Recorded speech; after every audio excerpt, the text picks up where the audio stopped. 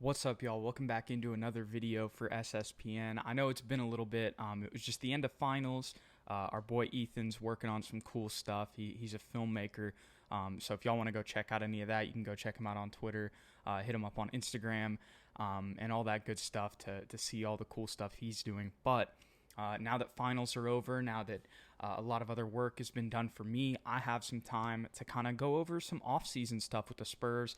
Obviously, lost in the play-in game to the Memphis Grizzlies. We're able to come back, but weren't able to pull out the W in that one. Obviously, Derek White not playing with him being out for the entire year. But as you see by the title of this video, this is the beginning of a little bit of a series that I'm going to be doing. Positional breakdowns, just going into the off season. I want to do this at the beginning because I kind of want to go over what the stakes are and what is happening at each position whenever it comes to the Spurs before we go into free agency, though, so that you guys and myself can kind of learn about where each position is at, and what the needs are, and are there many needs? Is there a big need for a free agent signing at this position? Is this someone, something that they should target? Do they want to invest in a young player instead? Those are all the questions that we're going to be going over and answering in this series. So obviously, starting off, you see by the title, we're talking about point guards. So Derek White is technically a point guard, but we're gonna list him as a 2 because that's mainly what he played this year. I think with his 3-point shooting ability, getting a full offseason in, being healthy, for the most part, at least you'll hope, right? He's going to be a 2, so we won't talk about him in this one, but we will talk about Dejounte Murray. So for a lot of us, we expect a lot out of Dejounte. If you've watched any of the SSPN recaps, you know myself and Ethan have been a little bit frustrated with his consistency. But if we take a step back, we look at the end of the year, we know he's always solid on defense. Yes, there are going to be some plays where he gets got, but that happens with everybody, right?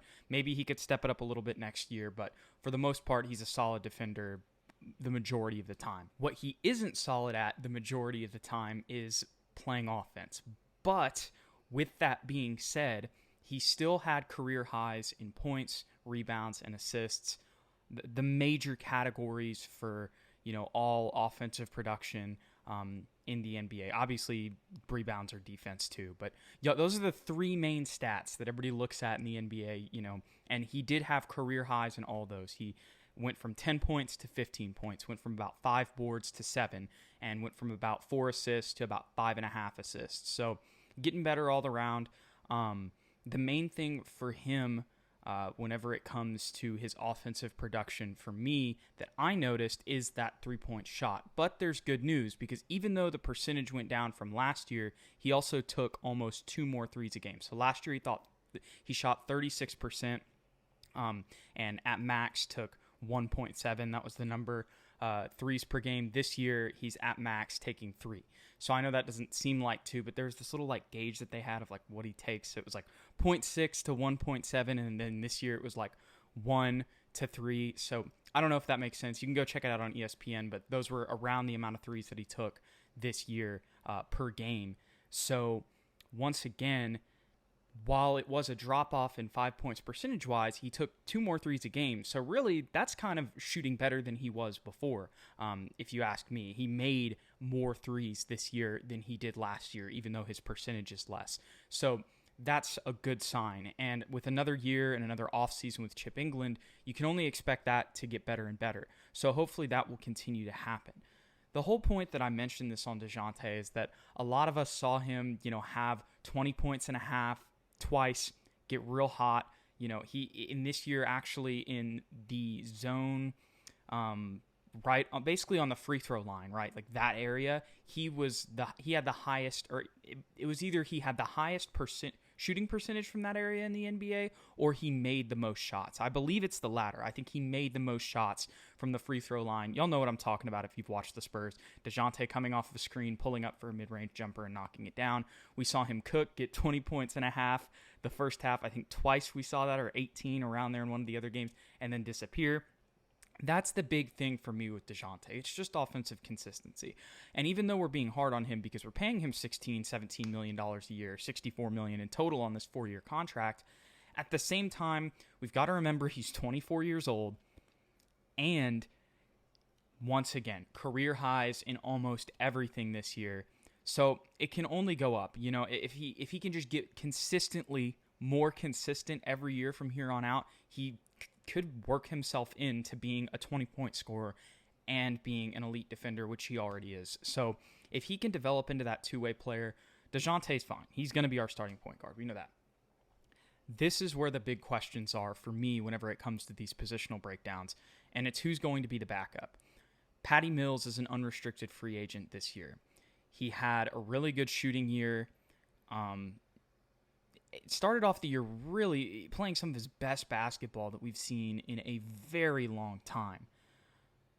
As the year went on, not so much, as you guys know. Kind of a defensive liability. When the shots aren't falling, I hate to say it, doesn't really bring you much value. At least he didn't this year from my eyes. Maybe I'm wrong. I mean, when I'm saying value, I mean not off the court. I mean on the court. Because I know off the court, Patty Mills is a great locker room guy, a great teammate, all of that stuff. These positional breakdowns are strictly on the court, right?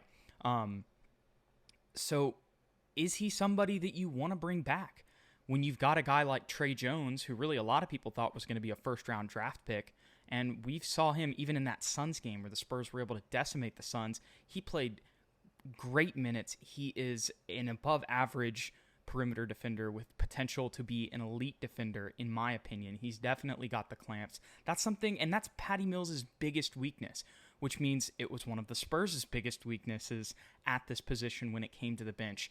Trey Jones, I think, can really come in immediately after this year, playing in the G League, learning from Pop-Up for a season, and I really think he can come off the bench and fix that issue. He's also probably a little bit better of a playmaker than Patty, in my opinion. I think he can run an offense a little bit more efficiently, set things up. He might even be a little bit more natural at that than Dejounte.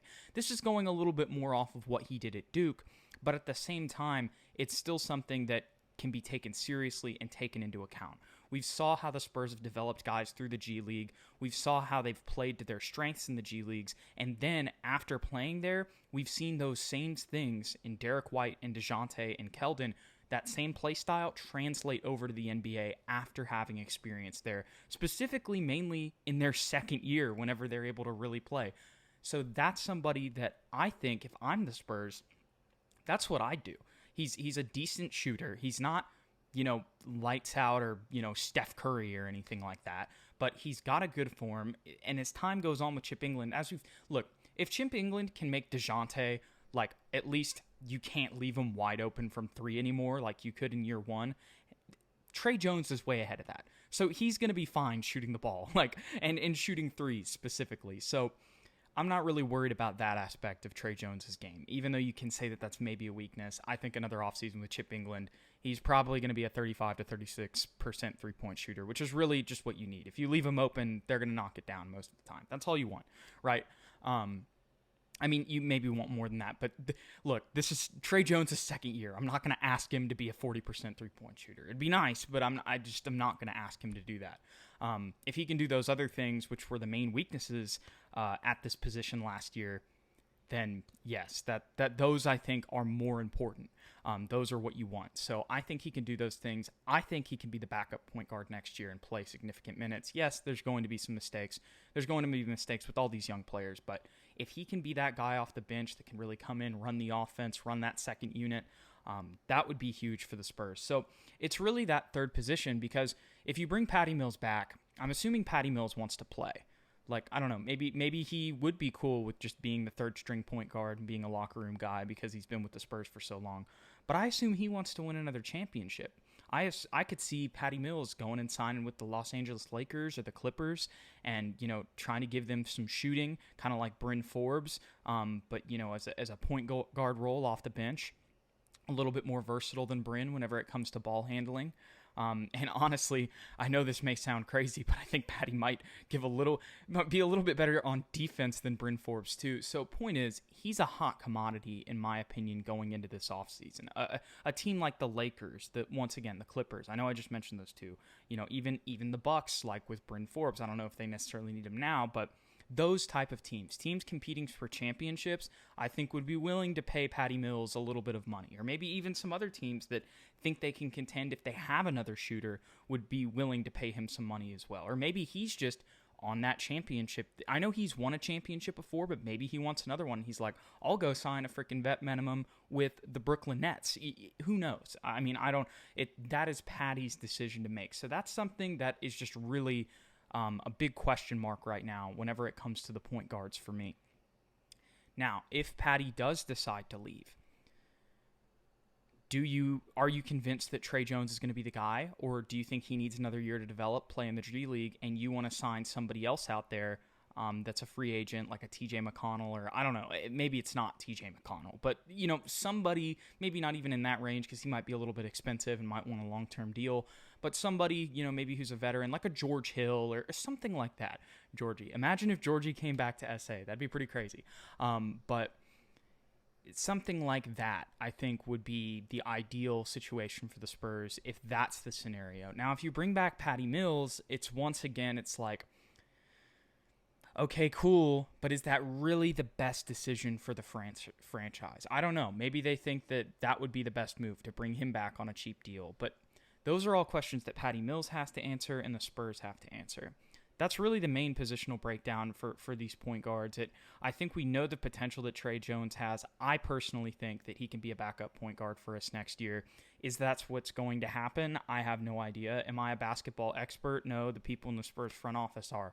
But this is what I think. Tell me what you guys think in the comments below. I think the biggest question mark is just Patty Mills. Once we know what he's going to do, the Spurs can decide what they're going to do after that. Because another option is maybe you think that Trey Jones can be the backup and you just sign a veteran 36-year-old point guard, I don't know, JJ Barea or something that can be your third string guy, be a locker room guy. Or maybe even this year actually, I don't think we have a second round pick this year because we traded it to the Raptors. But I don't know, maybe the Spurs make some moves for a second round pick and you draft another one to just be your third stringer. But I don't think the Spurs are going to go too hard on point guards, especially when you've got Dejounte and Trey so young. I think the move is to get another veteran guy back to just kind of fill out that rotation.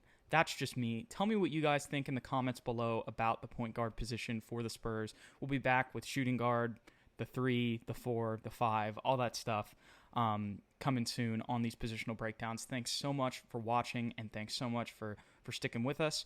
This will be out on podcast platforms as well, and this is the beginning of the offseason. We're going to be doing some content. Ethan will be back soon, and we'll do some offseason previews, some draft stuff, all that good stuff. So I'll see you guys in the next one. I've been Jude. This has been SSPN, and I'll see you guys next time.